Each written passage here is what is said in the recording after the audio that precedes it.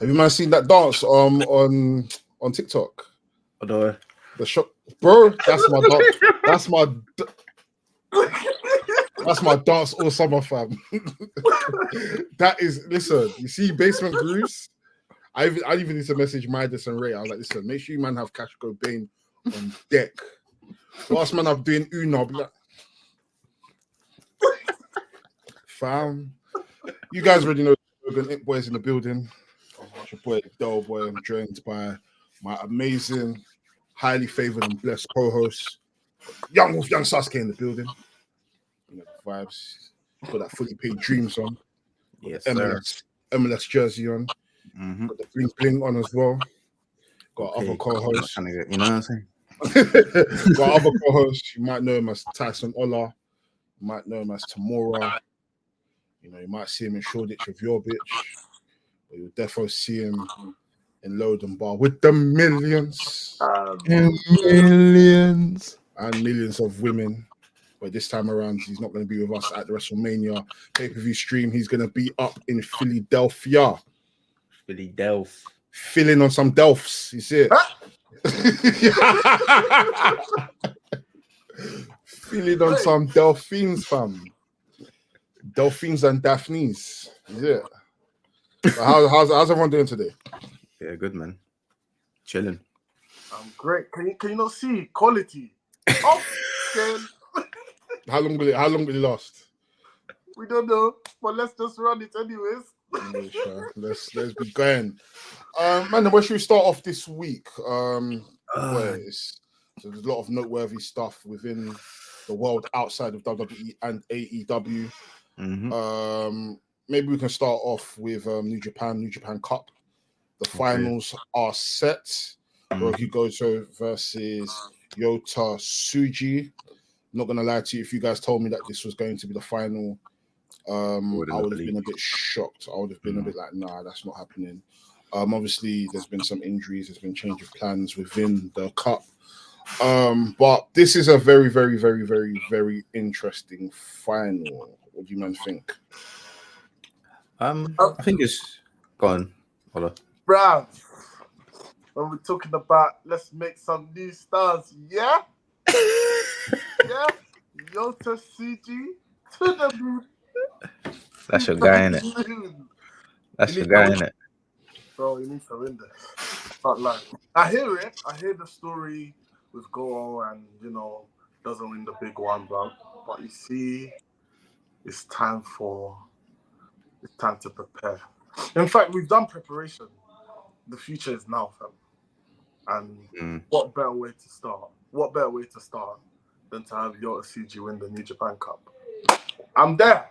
Yeah, I was gonna say I'm there for that, man. I think Yota's been doing his, he's just been there. It's nothing, spectacular, but he's got that. I don't know. There's something about him that just reminds me of Shinsuke a little bit. The aura, yeah. Do you know what I mean? So, if we're talking about presenting new stars and building new stars, then I think Yota Tsuji's the way to go. No, I definitely agree. Hiroki Goto, amazing wrestler. He is a 3-time New Japan Cup winner. Like I said, he's never been able to win the big one. And yeah, it's what better person than Goto to lose in the final. I mean, yeah, listen to me. I'm a Gene Blaster. I know Ola's a Gene Offer, but me, I'm a Gene Blaster.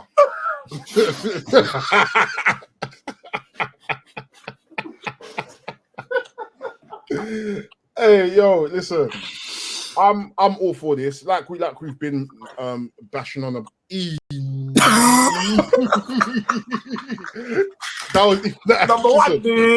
Number one. Like we've been banging on about for the not even just on Indy Takers. We're meant to be adults, man. we're meant to be adults. But like God.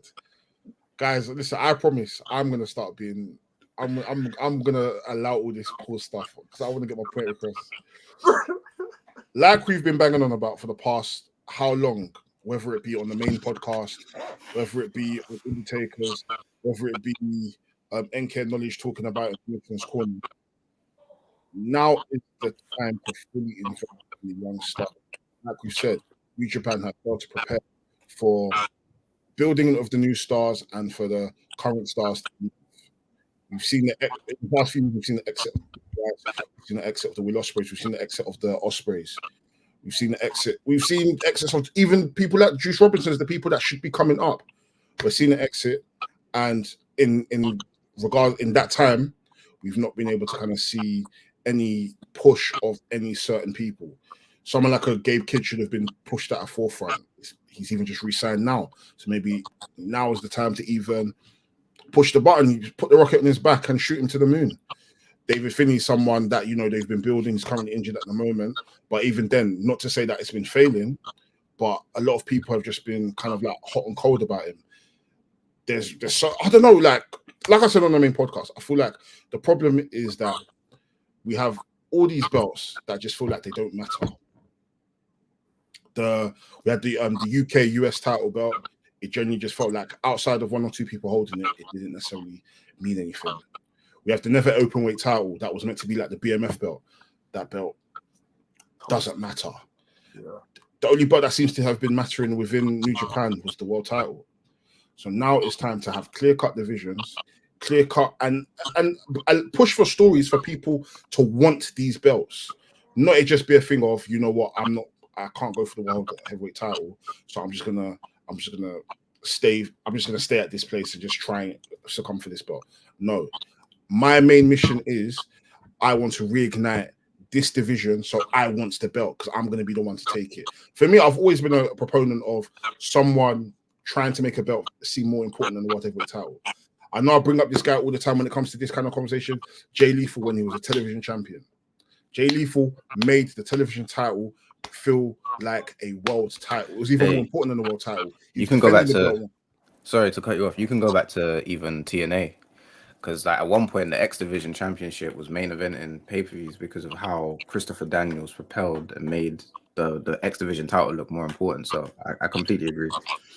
You know what I mean? So, yeah, now is the time. Like, listen, they just need to go all in on Yota Tsuji, give him the New Japan Cup. But the question is he going to beat Naito for the belt? No. If he does win the New Japan Cup? No.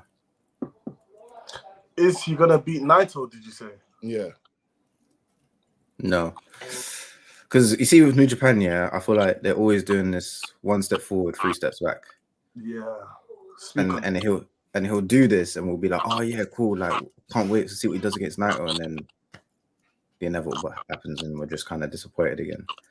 I would love him to, but I just don't see it being a possibility right now. Unless New Japan is going to commit to this new era of New Japan and actually rely on these new stars that they're trying to build up. Yeah. The thing is, though, don't we have like Mox Naito before we get to that match? I think it might be after. Okay. I think it might be after. Wait, let me just double check because it's going to be at Sakura Genesis. Because the players could be mad. Yeah, it's before. Okay. So yeah, sorry, Dream Blasters. I can't lie. Even though we've won, at what cost? Because we're still losing. Yeah. But then again, I want Naito to lose the belt to Moxley. I'm fine. I'm totally fine with Moxley winning the belt, and then maybe dropping the belt at, I don't know, maybe a Forbidden Door. Yeah. Maybe a Forbidden Door. Maybe Shota Umino finally, gets to finish off his story, and beat his daddy. Oh God, man, we're meant to be adults, man. We're meant to be adults. I don't know what's going on. That's not even a pause. Nah, play. That's not even a pause. Hey, but yeah, speaking of, obviously, we're mentioning new stars, and you mentioned it as well. Gabe is re-signed. What's your opinions on that? Do you feel like this is New Japan? Well, obviously, I feel like they must have come to some sort of agreement, and money obviously has a big factor into that as well. Because I feel like Gabe is in a position where he could explore his options. He's very, very good in the ring, and we mentioned aura. I think Gabe has aura personally. Like in New Japan, I'm not saying this like in wrestling, just in New Japan, he gives me like Stone Cold vibes, which I really appreciate. But do you think this is like the start for New Japan to kind of kick on with committing to like new talent and stuff? Do you want to say anything, Ola? In terms of committing to him, I think it's definitely the start. I think we'll definitely see him pick up a few singles titles and whatnot. Hopefully. Yeah, I mean, I think it's good for him, man. I didn't really see it as a thing of him really going anywhere else at this current moment in time. I feel like New Japan's probably the best place for him, and yeah, like I said, there's singles titles to be won, man. So yeah, he's got a lot to do in New Japan, man. I feel like he's barely scratched the surface. We're just scratching the surface, fam. Yeah.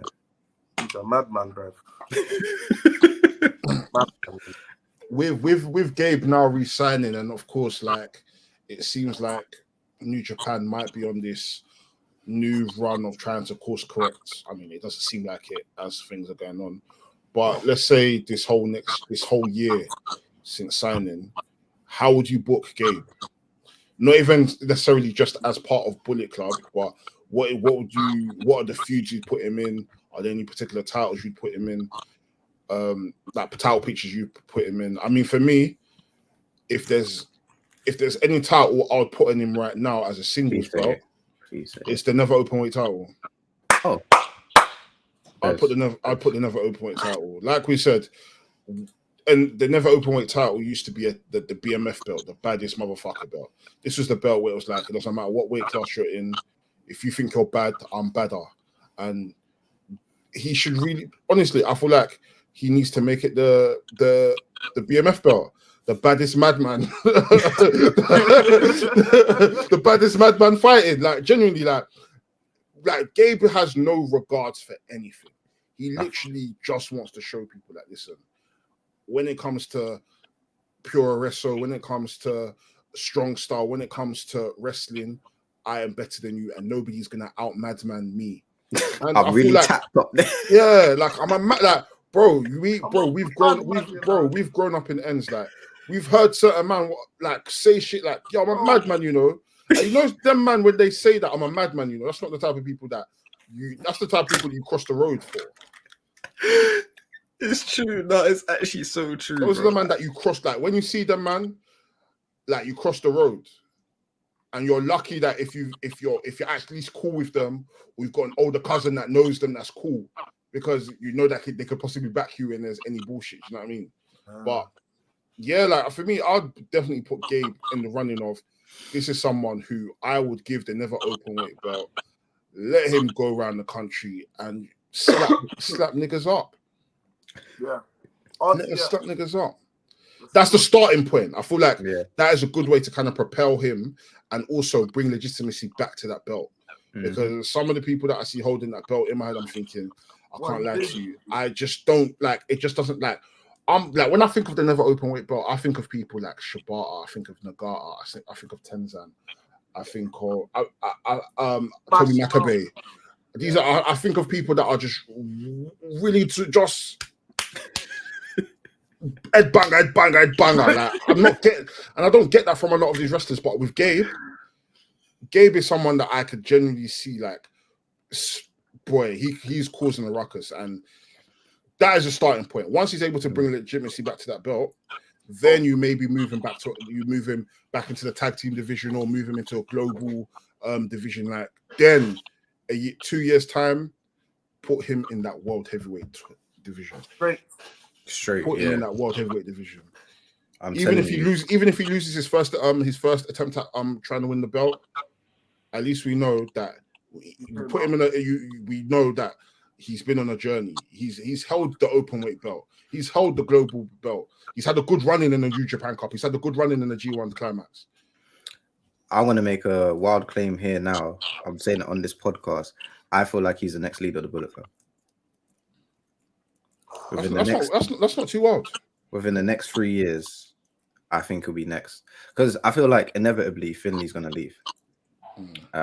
It's that Bullet Club leader XP in it. Like you become leader, you start cooking, you get the shine on you, and then within like 3 years of you being a leader, you clock out.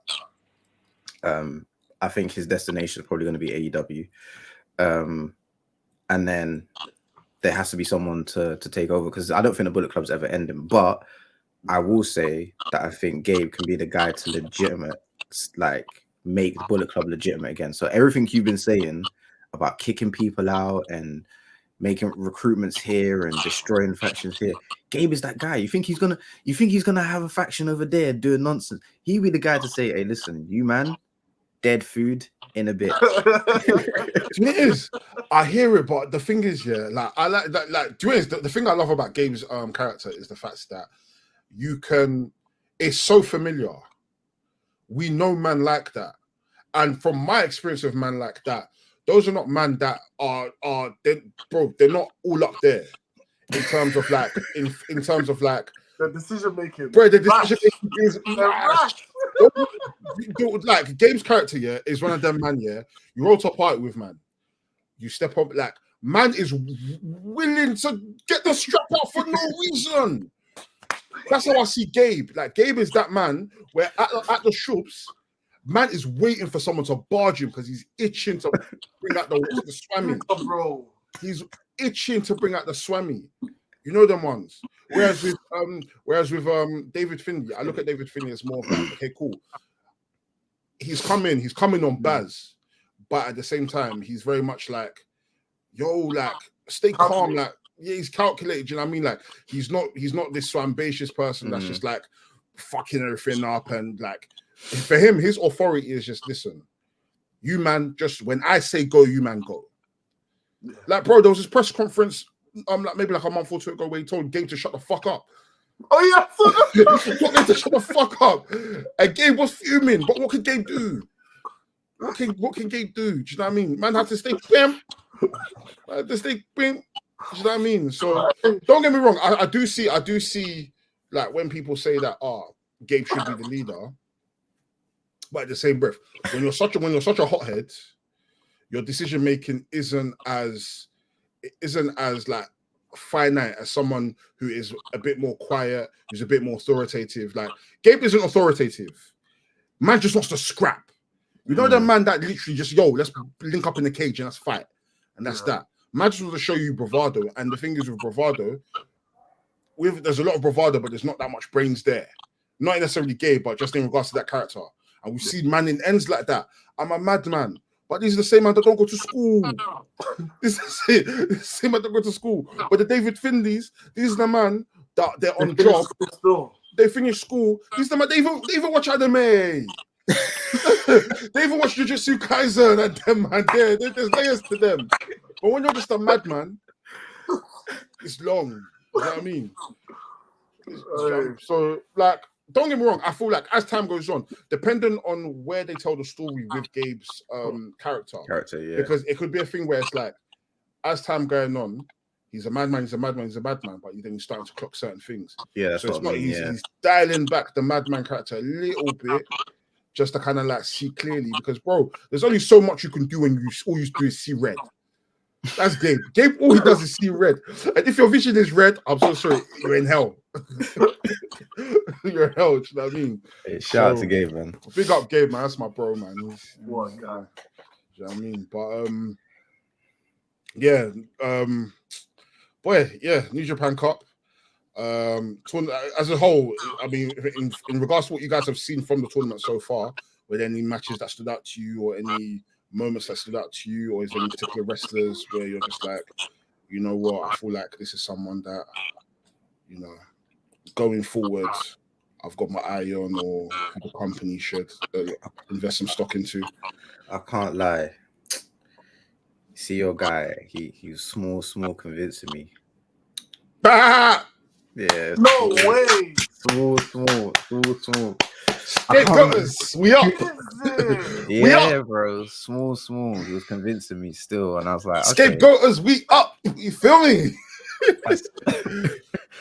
Small. Do you know what it is? Yeah, it's. I'm still not fully convinced, but I think that's just more because of how tiny he is. Like, it's hard for me to look at him as like a legitimate, like, bad person. I still see Jungle Boy. Like, I'm still trying to look past Jungle Boy. Do you know what I mean? Yeah. But small. I was convinced. So it'll be interesting to see what he does after this. Yeah. And what they do with him moving forward. Is he gonna stay in New Japan full time now? Like, because he ripped up his AEW contract, isn't it? Yeah. Allegedly. I mean, apparently, according to Rumbles and from what I've seen people say online, they believe that he's probably going to return to AEW Forbidden Door, possibly. And they feel maybe at some point he's going to join the Elite. Okay, fair enough. That's from what I've heard, not necessarily like anything like concrete or anything. I think he should stay in Japan. Yeah, but what do I know?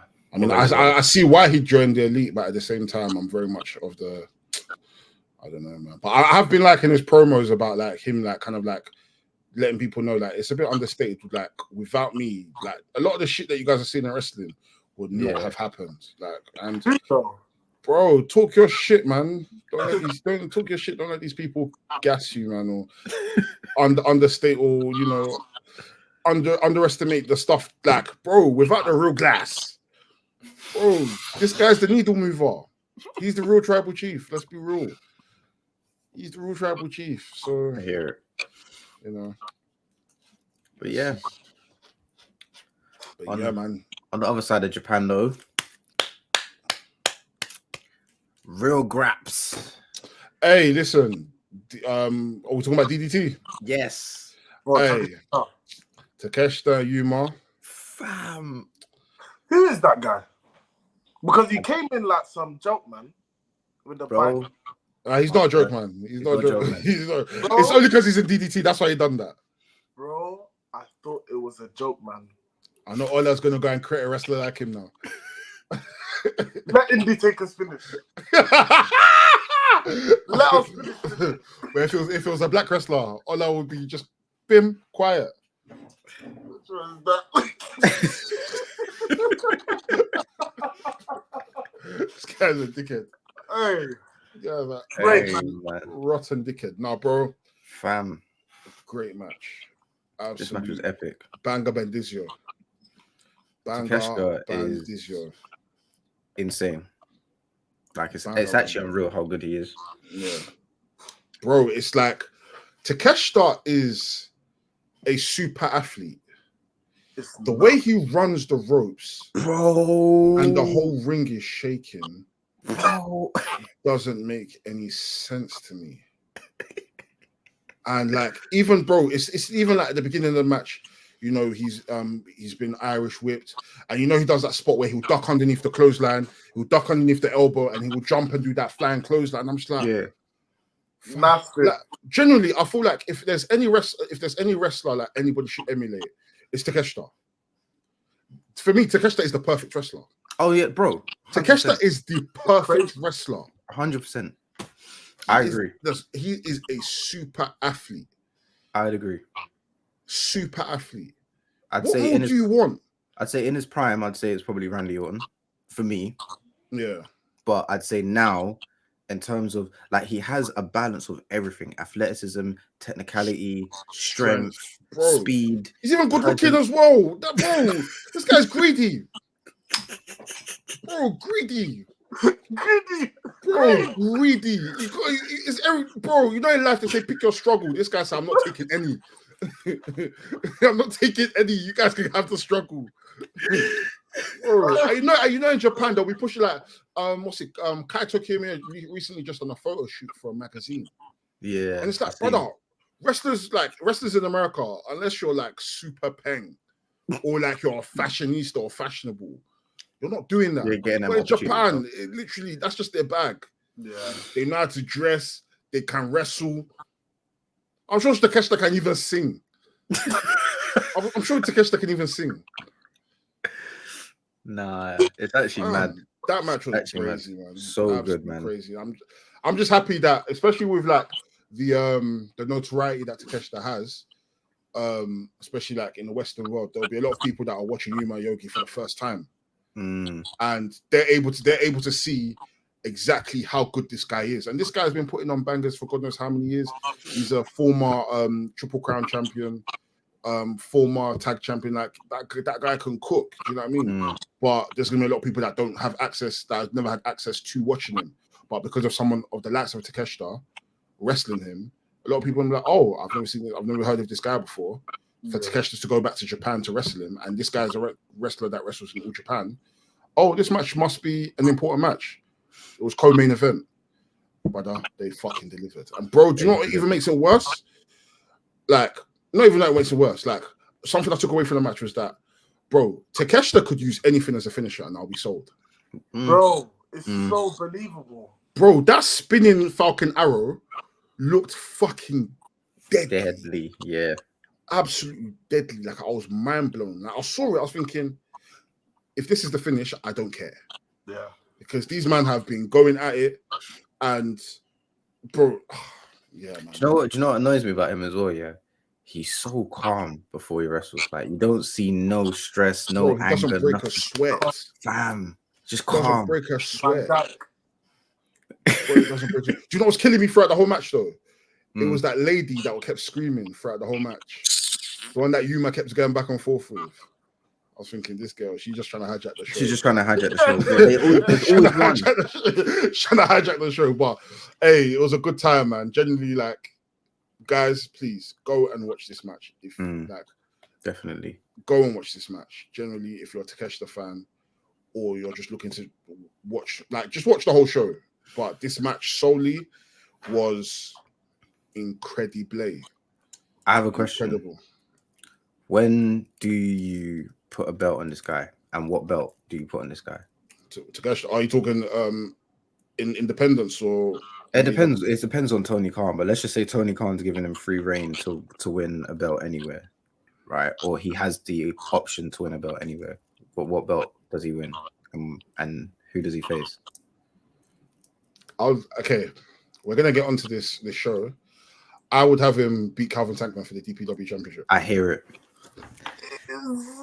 I hear it. No, I hear it because I hear it. That match was slap though. I would have him defeat Calvin Tankman for the and also I can't lie, I would even have him come to the UK and defeat Kid Lycos for the Progress Challenge.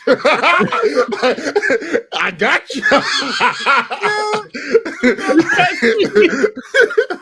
think I was gonna do my guy Mark Oku like that. Big up Kid Lycos. I love Kid Lycos. I love Kid Lycos, man. He's amazing. But I would let Kid Lycos have a lengthy reign, and then have Takeshita come and defeat him. And have him be a champion in the UK and a champion in America as well. In DPW. He should hold multiple belts. Yeah, 100%. 100%. We are still at a special place. I'm not gonna lie. Yeah. We are. Tony Khan, man. That's a different story for this. Do you know what it is? Okay, this isn't even about AEW. This is like we're not allowed to talk about AEW. Yeah, cool. But I think what the actual sole problem with AEW is that at the moment it's so top heavy now that there probably were wrestlers that we in our minds could imagine could potentially win a world title, but we know how Tony Khan is. He's very formulaic. He likes to have certain wrestlers. Like Tony Khan probably already has his next 10 champions already in line.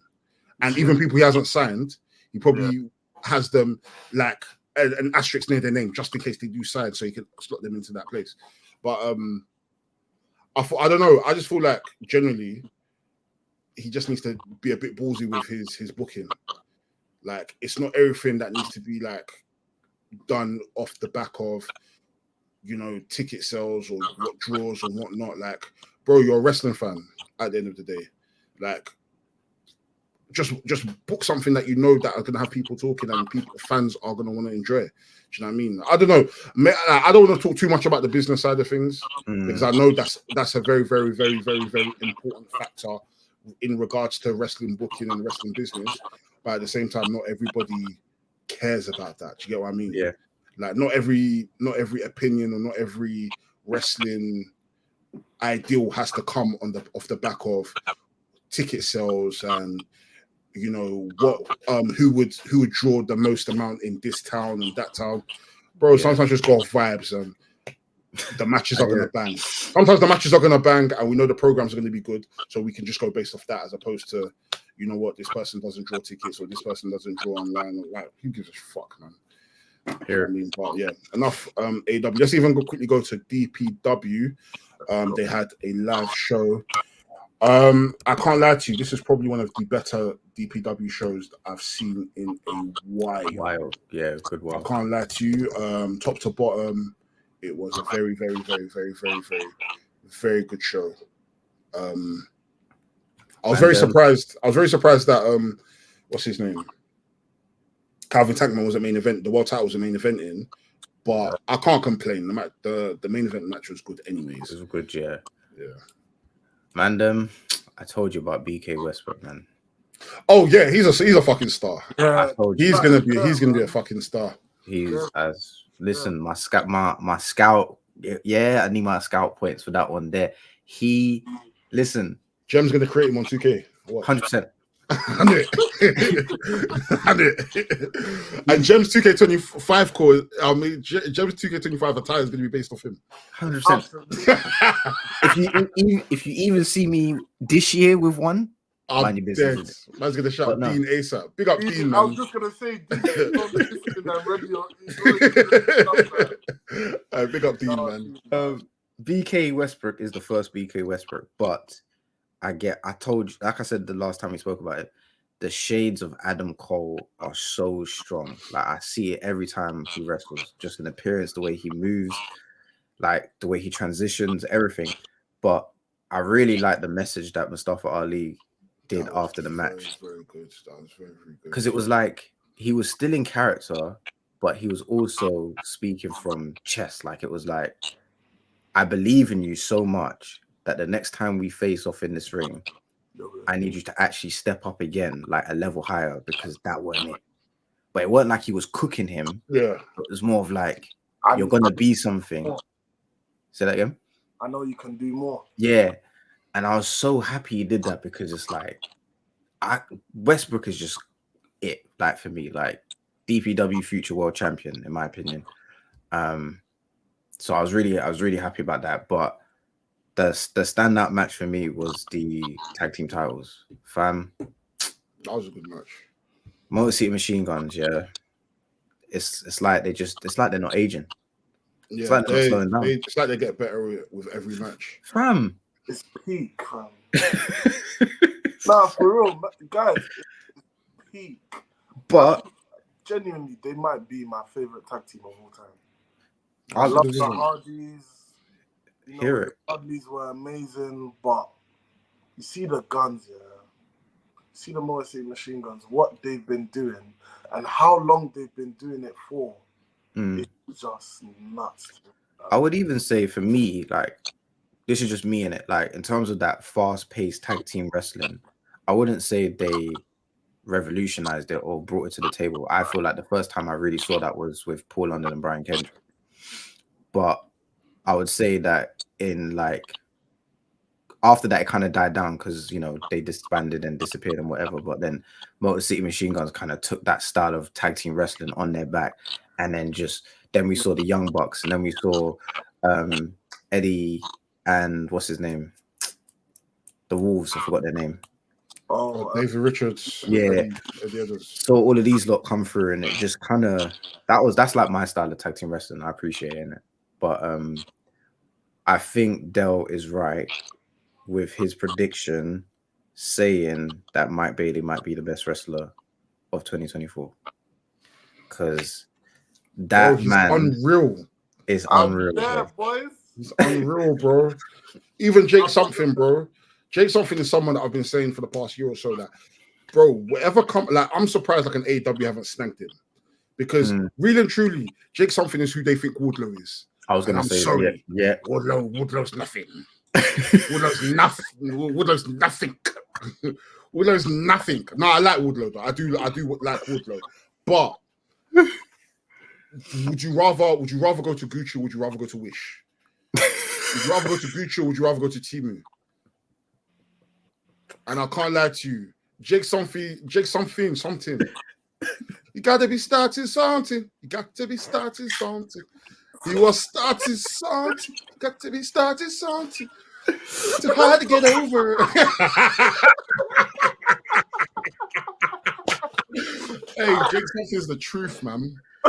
Bro, Jake something, Matt Bailey, bro, absolute Bro, truth. he was cooking. The one thing I love about independent wrestling, yeah, is the fact we can get like random tag teams that know each other so well, and the synergy will always be there. And it's not like you will never ever look at it like can they coexist? Like if Jake something and Matt Bailey were in like a WWE or AEW, they would be on like two opposite ends of the spectrum in terms of like where they would be in terms of booking. And then if they now randomly put them together, it would be like, can they coexist? Can this team make it together? But in independent wrestling, somewhere like a DPW, they are looked at as these are two amazing units by themselves that are coming together to do something amazing. And they ended up winning the World Tag Team titles. So, listen. Right call as well, I think. Yeah, 100%. 100%. There was another match. Well, let's go through the other matches as well. The six-man tag match had Team Filthy versus Violence Forever and LeBron Cazone. It was a decent match. Fun match. Yeah. Team Filthy are great as ever. Violence Forever is great. LeBron is great. This next match, I can't lie to you. Not that I didn't care for it, but as time went on, I said, you know what? I should have known. I should have known better. Lady Frost versus Vixen. This match was sub 10 minutes. I can't lie. This match was fucking fun as hell. Did you enjoy it? I enjoyed it. Bro, I'm a big Lady Frost fan. I'm cold. Yeah. I'm cold. You feel me? I'm cold. Vixen is good as well. I enjoyed it. The thing is, I didn't expect much from the match, but I got a lot out of it. And for me, I'm very much like, I don't know why Tony Khan hasn't signed this woman yet. She's always appearing on Ring of Honor. Oh, listen, forget it, man. This is someone that should have been signed time ago. The notion is that she's probably too old for WWE, which I think is bullshit. I think she's in her 30s. Oh, wow. Do you think WWE still in that? Okay, we won't talk about them actually. Yeah. I mean, you can quickly ask it. Yeah. Do you think WWE still in that mindset of like you're too old because it's Triple H now, isn't it? Like Triple H is kind of running that whole recruitment thing. Do you still believe? I feel like if it's the right person, they'll do it. I think yes or no. If it's the right person, yeah, I think depending on the person, they'll shift the goalpost. Like Ola said, I think it's just depending on who you are and what they think you will bring to the table. Yeah, I feel like with someone like a Lady Frost, don't get me wrong, I feel like Lady Frost is very, very, very, very, very, very, very talented, but WWE have this very much like, are they proven mentality? And if you're not going to NXT, then if you're not a former WWE talent, as of now, I don't see the means of you actually signing there, because we very much know WWE are looking to do homegrown, build people from the age of 19, 20, 21, 22 and shoot them to the sky and have them there in the company for 10 plus years. So that way they can build an IP with them, build their star power, be able to build a brand with these people. Whereas it's not like before when Triple H was at the helm of like an NXT. He can bring in a 20-year veteran because he knows, okay, cool, I can bring them in NXT, get them to work here for a few years, and then maybe get them onto the main roster. I think it's just depending on case by case who you are. It's case by case. Yeah. Okay. We spoke about Mustafa Ali versus BK Westbrook. Let's just quickly touch on Mustafa Ali. Bro, did you see when he came out?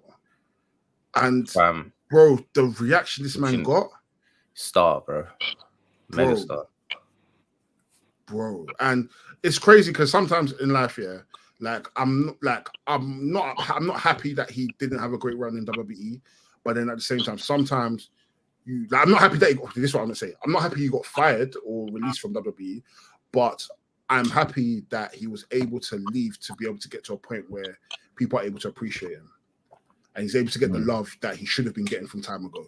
Because when people are screaming Free Ali, don't get me wrong, as much as I clown on people when they're doing the whole Free Ali thing, I don't look at it from a place of I wanted Ali to fail. I love Ali.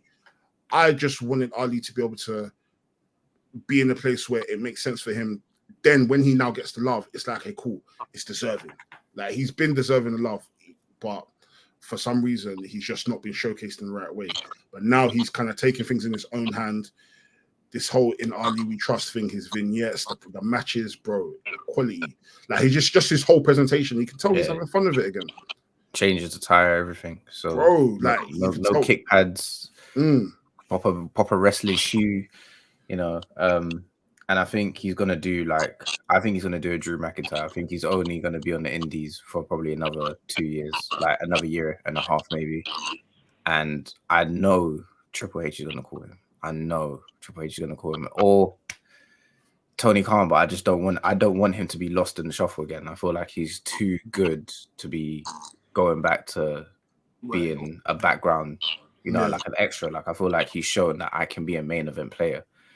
Do you know what I mean? And we're only seeing him pop up in a few shows. When this guy, by the end of this year, we're probably going to say he's a contender for best wrestler of the world, in the world, because he's that good, and he's putting on bangers after bangers after bangers after bangers. I know he's gonna collect hella championships this year, fam. Dude, I hear it, man. Do your thing. Sometimes in life, man, you really need to go backwards to go forwards. Yeah. And I don't even see the Indies as a step backwards. I just see it as like a new land of opportunity for him. It's even a step forward because, bro, something like I look at it as this, like, cool, you can make it to the mountaintop, but then when you're looking down from the mountaintop and you're not seeing grass, you're just seeing snow, sleet, you're seeing stone. For you, it's just like, okay, I've made it to the top, but I'm not even necessarily seeing all the things I want to see. Sometimes you actually have to go back down that mountain to be able to smell the roses, to be able to see the greenery, to see the rivers and see the bunnies hopping. For you to then choose, okay, you know what? Maybe this wasn't the right angle of the mountain I should have been on. Now that I've smelt the roses, I've done everything. And maybe I have to go round and climb the mountain from that side to be able to see all the vision I want to see. So, yeah, I feel like more like wrestling fans should never look at it from a point of view of, okay, cool, this person's left WWE, so the world is over. The world has just begun. Because I look at it like, bro, that promo video that Moxley did when he first left WWE, where man just came out of prison. Cinema. Like, don't get me wrong, WWE, you're making all the bread, but with the indies being there, there's a ton of money to be made, and even with just the option of AEW, wrestlers have now have more options to make more money than ever. You know what I mean? So, bro, the world is your oyster, man. Mm-hmm. The DPW World Title Freeway: Calvin Tankman, Mason Madden, and Titus Alexander. It was after this match that I don't get me wrong, I'm a big Tankman fan, but it was after this match I was kind of just like, I wouldn't mind the titles changing hands moving forward. Okay. It's not like to say he's terrible or he's had like a bad run or anything like that. It's just I don't know. There's just something where I'm like, okay, I'm ready to see another world champion. And this match for me, I didn't really enjoy it too much, but yeah, this was the match for me. That was like, okay, Tankman, you're good. Appreciate you, my dog. But yeah, I think for me, this is probably my favorite match on the card, possibly. Really? But then again, I'm a big triple threat man, anyways. Yeah. I like triple threat matches. Nah, niggas, you are so childish, man. You're so fucking childish. I was even a pause, man. What the heck? I can't even record the podcast with my friends in peace. That's all I fucking have. That's what he wants to do. That's what he wants to do. 1, 2, 3. Are you okay? Are you sick? Nah, man, you're messing my boy, man. What's all this? Fucking hell. Anyways, let me continue as I was rudely interrupted by some childish bullshit. I like triple threat matches. Yeah. So I think for me, I enjoyed this match. I felt like Mason Madden, he showed out a lot. He showed out a lot. Titus Alexander, for me, he's the future. give it the next 2-3 years, he's going to be in the conversation for one of the best in the world. I feel like they all worked very well together. Mason Madden, for me, he solidified himself as someone that I feel like he can go for the world title at some point. Yeah, he's definitely got the chops. He's got the chops to be a single star. You know, more than he showed in WWE, more than he. I feel like he's got the chops to be a single star, and I don't look at him now as just relying on Mansoor. Like them as a tag team, I think is really, really good. But him as a singles person, I'm like, oh, I didn't see the vision before. But this match allowed me to kind of see, okay, cool, you work very, very well. So, yeah, I enjoyed this match. About him, obviously, I don't want to talk about the E. I'll touch on it very, very quickly. There was a moment where he was in NXT, and he hadn't actually made a TV debut yet. And there was a video that got leaked from like a show where he was doing this thing where he would sit down in the corner and everyone was cheering. I don't know if you guys have ever seen that video. I might have, but it's escaped I'll try and me. find it. I'll show you guys later. And everyone was saying, "Oh, he had a great match and stuff." So I had really high hopes for him. And then he never really reached the heights that I thought he would reach. Became a commentator, became Marseille. But now I'm starting to see that charisma. I'm starting to see the match quality. And I can't lie, I think we are going to witness something great with him. I think out of all like the WWE releases and stuff, I think he is going to be the dark horse. Fair enough. I think he's going to be the dark horse. I think he's the one to watch. Obviously, I don't want to get gassed over one match, but yeah, I think he's the dark horse. No, I hear you. Brian Keith versus Anthony Henry. Okay, I forget what I said before. This match deserved to be main event. Yeah. This match deserved to be main event. This match was insane. I can't lie. This match was bonkers. Brian Keith is really him, man. I think I get it now. When you introduced me to... I'm catching up to you guys. You guys were the original Indy Takers. I've joined it. So I'm catching up now. No, when you introduced me to Brian Keith, I wasn't... Remember I said the whole attire for me? I wasn't... After this match, I said, I see it. I see the vision. He's amazing. He's actually amazing. Actually, I'm not going to say what I'm going to say because I don't want to cause conflict between two professional wrestlers. So I'll just say it off camera. But not going to say it. He might surpass Mr. Gresh. Yeah, I did. Yeah. just want to. I really like Brian Keith now. I still want to see more, but I like him for him. Yeah. I do think his AEW signing was a bit random. That's just me. But the fact that he's able to do indies as well, you know, he's going to be in his element for a while until they kind of figure out what they want to do with him. But that guy is going to put on bangers after bangers after bangers after bangers. And I don't see him losing. Do you think wrestlers should be allowed to enter like the AEW, like the DPW championships?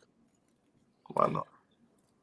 I do agree. I would want that, but then at the same time, I feel like AEW is like so up here.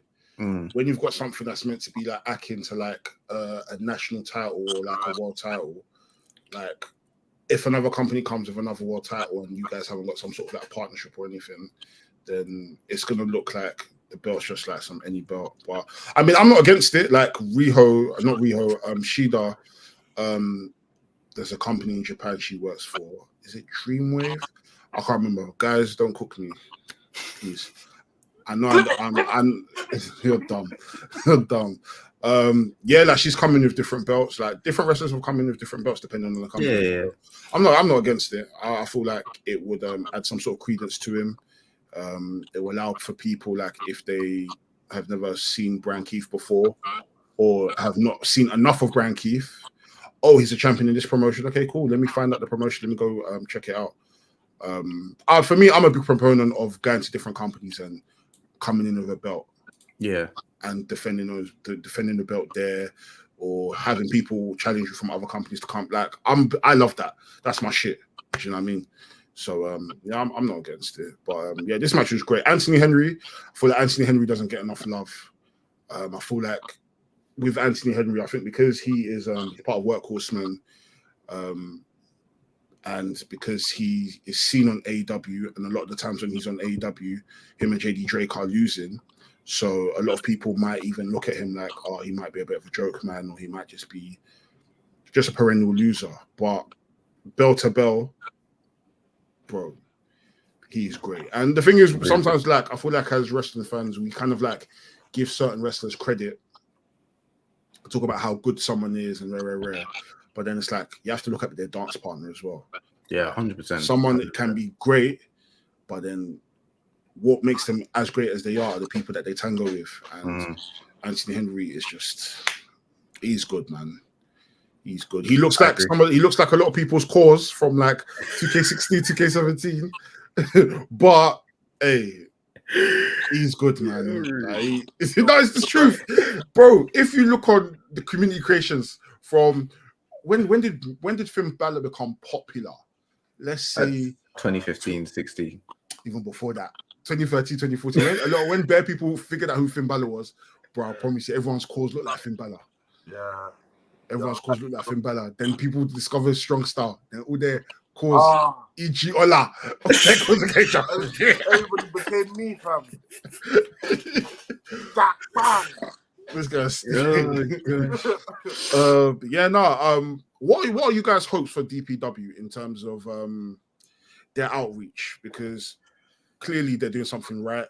We see the likes of Kenny Omega, who recently came out and said that he's a big fan of DPW. He watches DPW. In terms of like where they do their shows, they generally do their shows in North Carolina. They've done 1 or 2 shows in New Jersey, Texas, Chicago. The recent show was in Chicago. They've even partnered up with Gato Move in Japan. So they've done like 2 shows there. In terms of its outreach, where do you guys want to see DPW? Do you guys want to see it possibly come to London? If so, who do you want them to partner up with? Canada, where in America? Are there any particular wrestlers you guys would love to see in DPW? Because as we've seen with their shows, it's very not close-knit, but we see a lot of their familiar faces. They've got like a particular roster, which I do like about them in terms of like, I do as well.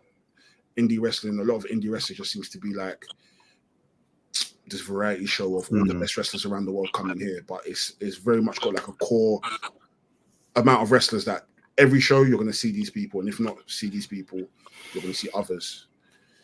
That was a loaded question. Sorry, guys. I've just no. I think I'd like them to just honestly continue doing what they're doing, because if it's not broken, don't fix it, sort of thing. I feel like they're building a nice product for a big investment. And I hope that somebody that loves professional wrestling or wants to get into the business invests but stays in the background, doesn't get involved. And I think like not even like a heart-to-heart moment, but one thing I really appreciate about DPW is the fact that the guys making it and booking it are us. Like they're guys that played 2K and WWE games and are now living their fantasies, and you start to see some of the 2K tendencies sometimes in the way the shows run and how they do promos and segments and stuff. So in terms of how it runs and where it is, I wouldn't change it as much.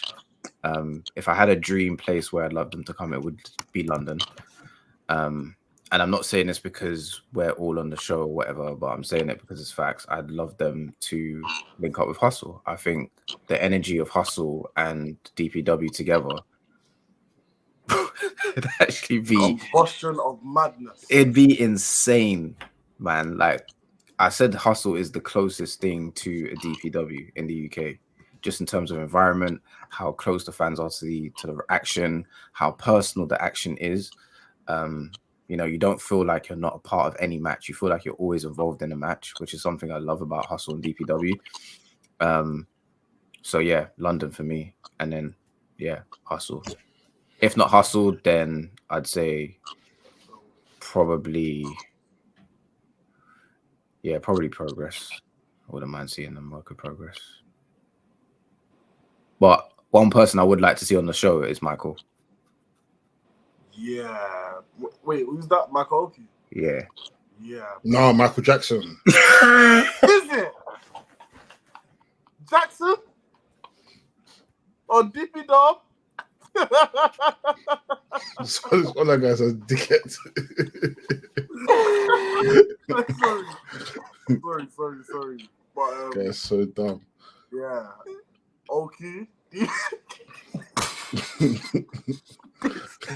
might have to put Michael Jackson in the thumbnail now. Shamon Pro Wrestling.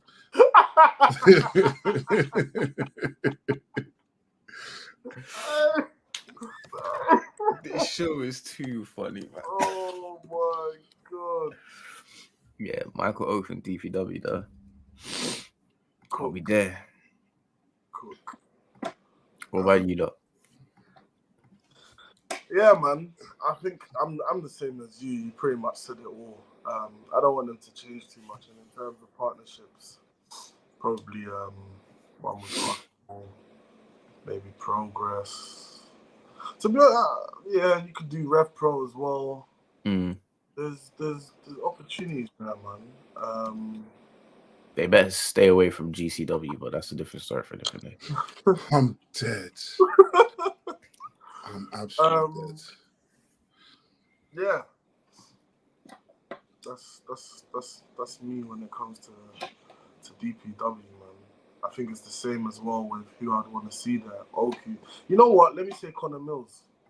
Ooh, yes. Yeah. I like that. Yeah, let's get Connor Mills. Let's even get Robbie X. Ooh, that'd be a shot. Let's get those guys across and doing stuff in the US or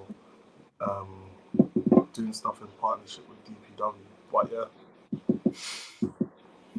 No, I'm with that as well. I'll probably say, yeah, I'd love to see DPW in London.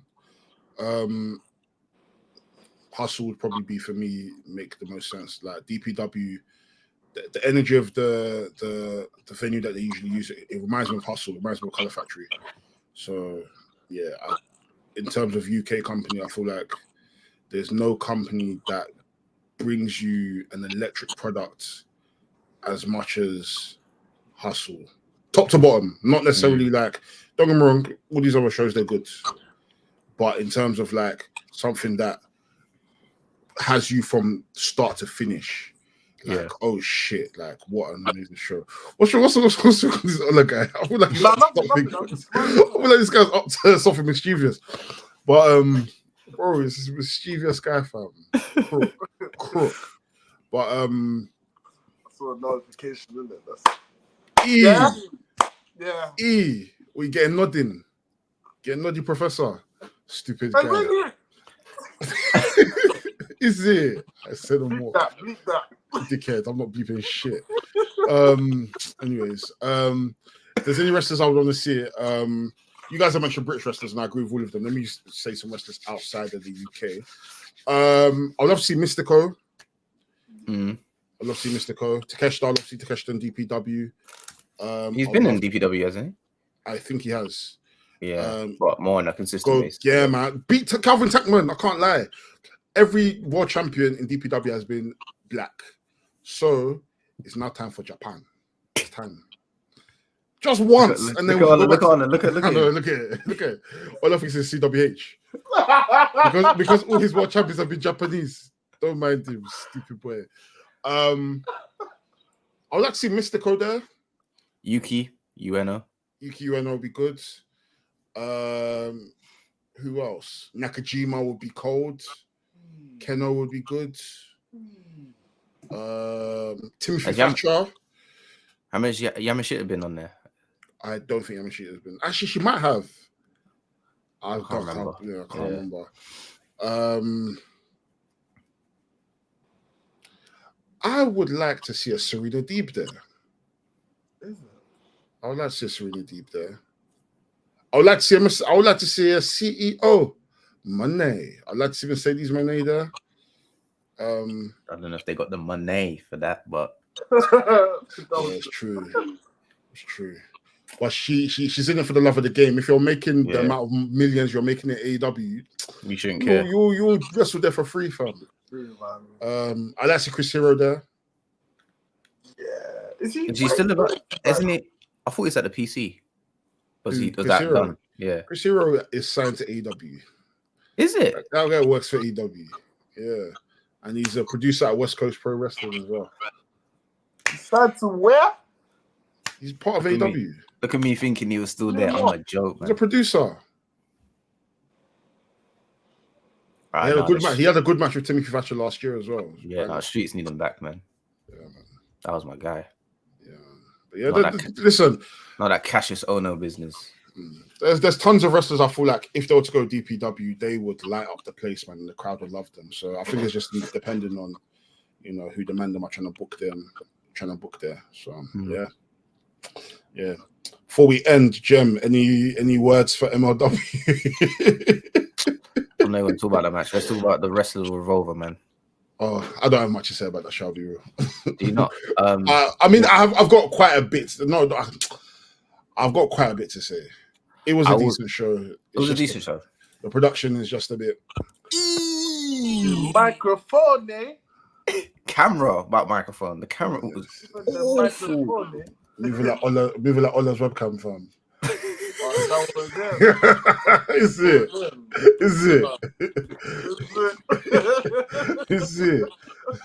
I bet. One thing I will say is Ace Austin. That match with Rich Swan. Seeing him by himself made me want to see a singles run. I'm sorry. I'm sorry. I like ABC. I hear it, but Ace Austin is so cold. And then another match that stood out to me was that scramble match. Hella man.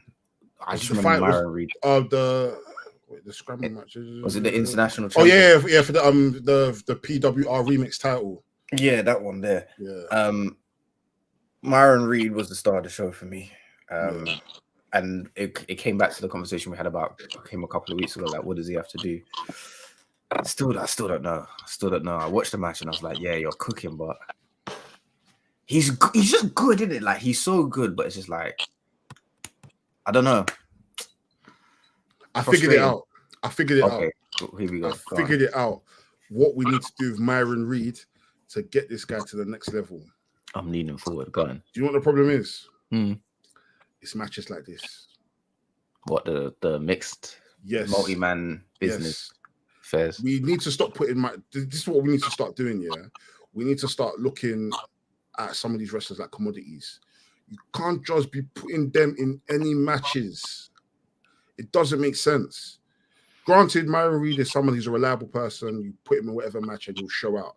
That's cool. But he's been doing that. Now is the time to be focusing. Okay, cool. What are the matches that are going to now move you forward and put you in the eyes of people that need to see you? Because this seems to be the issue. Myron Reed is wrestling up and down, wrestling everywhere. It's quality control.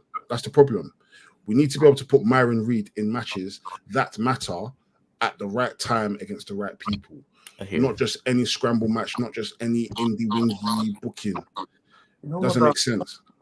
That's not to cut you off. It's small reminds me of AR Fox, Yeah. Some talented, but there's no quality control to their matches. Yeah.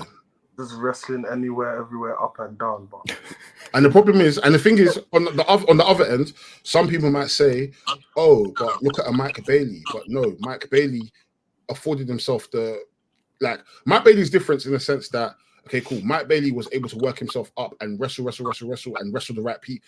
Mike Bailey, I say it like this. Mike Bailey wrestled a lot of quality, has a lot of quantity within his matches, but within those quantity, he's still facing quality of opponents.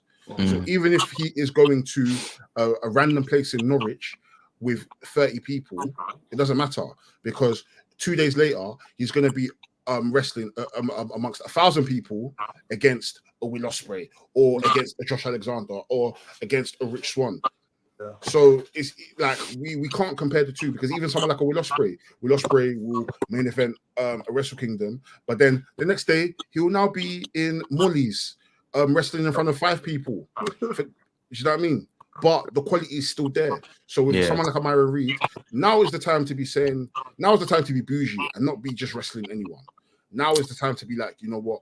I need to be able to put myself in front of the right people and be wrestling the right people.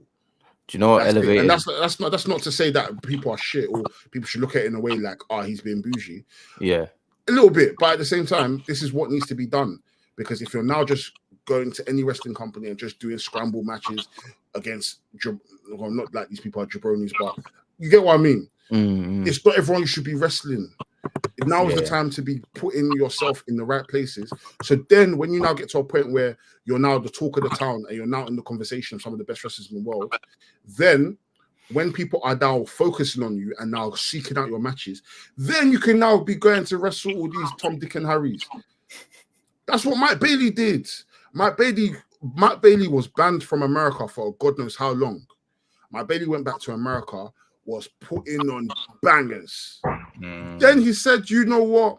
I'm going to wrestle anybody. Anyone that books me, whether it's 20 people there, whether there's 20,000 people there, I will wrestle. But with each match, he was wrestling the right people and the quality was there for those matches. So then even if I'm saying to someone, Mike Bailey's one of the best wrestlers of the year, you can go and watch a match of Mike Bailey, whether he's wrestling 10 people or whether he's wrestling 20,000 people. That should be the aim. Yeah. It was even that run that he had in New Japan last year as well. That little run. That's where I was like, okay, this guy's legit. In the best of Super Juniors, yeah. Yeah. So even if Myron goes there, and I don't know why he hasn't been to Japan. Maybe it has, or maybe it's just not his portion. We don't know what he wants for himself in it. But yeah, sometimes you gotta leave for a bit in it. And I feel like a Japan run, I'm not saying necessarily New Japan, but anywhere would help. Go up against some quality. As you said, the quality of opponent is important here. And then come back to America and start to really handpick his own opponents. Like if they say, oh, you're going up against this person. As you said, it may sound bougie, but you got to, sorry. I'm going to reach out to Myron Reed. We need to have a conversation with our brother. We do. We need to have a conversation with our brother. Because sometimes with a lot of these wrestlers, and this is one thing I love about the Indy Takers, is that we're able to give these wrestlers their flowers. Mm-hmm. Not even just Indy Takers, wrestling as a whole. We're able to give these wrestlers their flowers. So if we're able to sit down with Myron Reed and have a conversation with him and let him know that, bro, we think you're amazing. Do you know how amazing you are? Yeah. But like if he's watching this, I don't want him to think that we're talking down on him or saying anything bad. We think you're we think you're one of the best in the world. Yeah, super talented. We think you're one of the best in the world. And with being one of the best in the world, your booking should reflect that. Mm-hmm. And your pocket should reflect that too. Generally. Like, I don't know how much he's getting paid. I'm not going to guess. It's none of my business. But at the same time, based on the promotions that you're being booked for, we believe you deserve more. Yes, definitely. Generally, this is how I see things, yeah. I love Myron Reed so much, I don't want to talk about him because I feel like he should be in AEW. Facts. We said this. For me, the aim of this podcast is for me to talk about people I don't want to talk about because they're so good that they'll fuck off to AEW. And then people can complain about them there. People can complain about them there. I love Myron Reed so much that I don't want to talk about you, bro. So we need to have a conversation with you so that way in a year's time, we don't have to fucking talk about you. Because by then, Tony Khan would have opened his heart and opened his checkbook and said, listen, my nigga. No, he wouldn't have said my nigga, but he wouldn't say my nigga, but he would say, take the checkbook. Is it? Hey man, I'm trying, but yeah. If he says, hey my nigga, listen, that's a lawsuit, and you're definitely getting bread. You're definitely getting bread. So either way, you win. The other match that I wasn't really too happy with was the tag team match. Lindsay Dorado. Oh, versus UIV. Yeah. I thought I was expecting more from the names I saw, but it didn't really live up to the expectation. But yeah, it was a decent show. Nothing else for me to really talk about. I didn't really care about anything else. I can't lie, I enjoyed the the match. Paul Walker. I can't lie, Paul Walker was cooking. And do you know, in my head, I'm thinking, if Paul Walker can do it, anyone can wrestle. Generally, that's how I see it. Wrestling is not easy, but I feel like we're now in a era now where, really and truly, if anyone puts their mind to it, any seller puts their mind to it, they can generally go to a wrestling show and put on a decent match. First. And I feel like that's the beauty of having outsiders come into a wrestle, because they have so much respect for it that they're willing to actually learn the craft of it and put their body through what they enjoy, so that people can, so for them to love it even more. Do you know what I mean? So that's my main takeaway for that match. Like, it was nothing special, but it's a gimmick match. Yeah, and yeah, I don't really care for the rest of the show, if I'm being honest. Yeah, it was just there, innit? Yeah, like I've enjoyed previous like Wrestling Revolver shows, but this one was very just run of the mill. Yeah. But before we end, any MLW comments? I the last MLW shows like that. No, Hey man, I don't know what's since it's sad, yeah. It's like I used to be such a big believer in MLW. Like, I used to love the product. Dell knows. Like, I used to talk about MLW every week, watch it every week. Just recently, it's just not. I'm not been moved. The roster doesn't really move me as much. Matt Riddle's come back and being Matt. I mean, he's not bad. He's not a bad wrestler at all. But it's just like we need to move past that era. Do you know what I mean? It's like we're taking steps backwards. I'm seeing that faction. I forgot their name now. Oh, the one with Raven. No, the other one, the Samoan one, the Samoan looking one. Oh, Samoan SWAT team. Yeah. I don't know, man. MLW is just all over the place right now. It's not, and it hasn't got any stars that are bringing more eyes to the table. They're not the stories that they're telling are not convincing enough. I don't care for them anymore. I fell asleep towards the end. I just didn't care. I watched it when I woke up, but I genuinely didn't care. Like, I was so excited. I said, "Oh yeah, MLW live on YouTube, bro!" Like, I want, you know what I mean? Back like the old days. Didn't care, bro. Didn't care. So yeah, there's a lot to do to get MLW back in to where it used to be. But we'll see what happens in 2024, I guess. They got some big shows coming up. I'm just keeping an eye on DPW, and one show I really want to start watching is HOG. House Glory. Yeah, they got some decent stuff. Yeah, I want to start watching them. Yeah. But yeah, man, this week for wrestling was good. I think there was some really standout like matches. Got introduced to a couple new people as well. So yeah, hopefully the more of the same next week.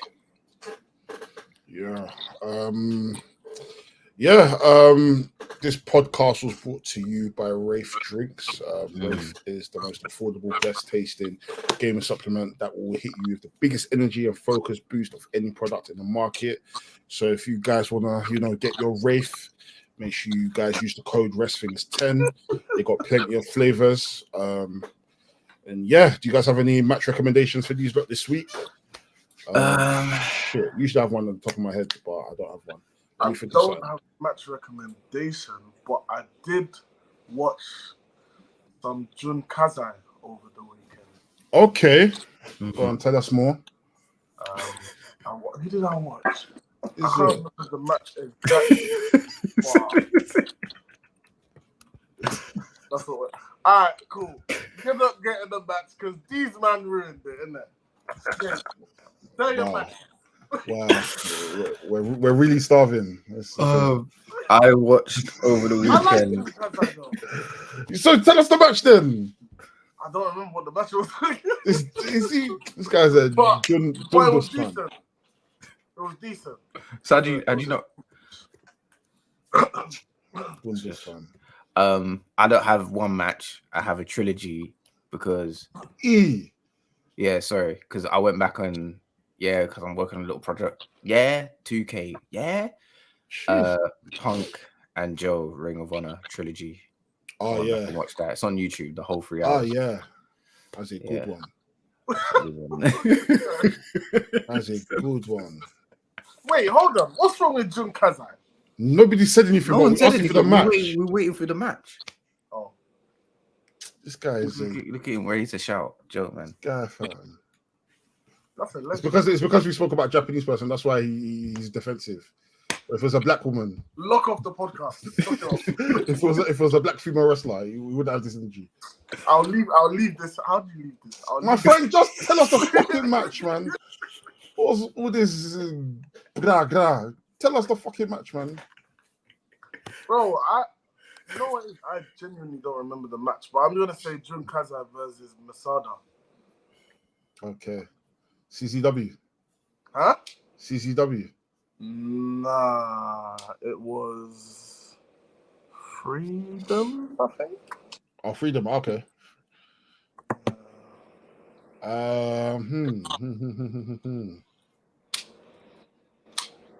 The match I'm going to give you guys is Athena versus Mayu Yamashita from Prestige last year in Jan. Finn Balor. Yeah, man. Athena still Ring of Honor Women's Champion. Mayu Yamashita, one of my favorite Joshi wrestlers at the moment. She's really, really good. Yeah, man. Just wanted to This Ola guy. What's wrong with this Ola guy? Silly guy, fam. Just wanted to put a little update that Vikingo is no longer the AAA Mega Champion anymore. Vacated it after 833 days, which is mad. I think is he injured? I think he's injured, isn't it? Yeah, he's injured, but he re-signed with AAA, so AEW won't be poaching him anytime soon. Good. As people like to deny. We know they. But yeah, man. Yeah, man. But I know at Triple Mania, Monterrey is going to be Alberto El Patron versus Nick Nemeth for the vacant AAA. AAA are in the shits, man. They're done. Done. Yeah, man. And there's only one person that should walk out of that belt, and if it's not Nick, I'll swing. Why does this guy stick his tongue out? Who? Alberto Elpin. He stuck his tongue out for another man. Lock it off now. Locking it off. That was a bowcat sound. All right, cool. Hey, let's stop being childish, man. Let's lock this off. Well, we appreciate you guys every single time for tuning in every single week to hear this podcast. Without you guys, we are nothing. So please, what's wrong with this guy? What's wrong with this guy? 5 days. His phone died. I'm dead. Nepo took life. Last minute. No, anyways, yeah. We appreciate you guys every single time for looking in. Please make sure you guys run up the comments. Make sure you guys like, comment, subscribe. Make sure you join the membership, for extra content. Please subscribe to CWH, that is Ola's YouTube channel. He's got some amazing 2K content. Please also subscribe to Jem's content as well. He's got some amazing content, whether it be football, whether it be just gaming, streaming. He's got some 2K content that's going to be coming out also. And yeah, I've been Delboy. Hey, subscribe to Del as well. He's got I'm doing a rebrand. It's not going to be called Graps with Guap anymore, but it's where we're changing. Oh, is it? Yeah. Why are you talking from the shadows, fam? Yeah. What is it? I've done some negotiations with someone in it, so they're gonna take over the Graps by, and then I'm gonna go moving on with something else. Okay. I'm gonna with my channel. I think I'm gonna actually start doing like IRL content though. Okay. I'm gonna do IRL content in it, and yeah, man, just have a bit of fun with it, man. I like I watch too much Kai Cenat and Duke Dennis, and if I can try implement that with like wrestling content, like wrestling gaming, hey, listen, we lit. I hear it. But yeah, I've been Delboy, Young Wolf. I've been Ola, made it to the end of the podcast. Good quality and that time. Yeah, man, big you guys every single time. We love you lot. Indy Takers out.